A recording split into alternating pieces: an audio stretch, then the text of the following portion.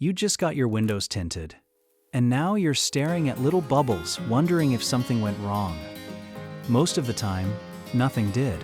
Soft, milky, irregular bubbles are just trapped moisture from the install working its way out, and that's completely normal. But a round, firm bump with a visible speck in the center is debris sealed under the film, and no amount of waiting fixes that one. Give moisture bubbles 7 to 14 days. Faster in our sunny San Diego weather. Slower if the car sits in shade or humidity. Keep windows up. Skip the defroster in the car wash, and never poke, scrape, or press on a bubble. That can tear the film and void your warranty on the spot. If a bubble is still there past 2 weeks, or looks like contamination early on, take a dated photo and track it for a couple days.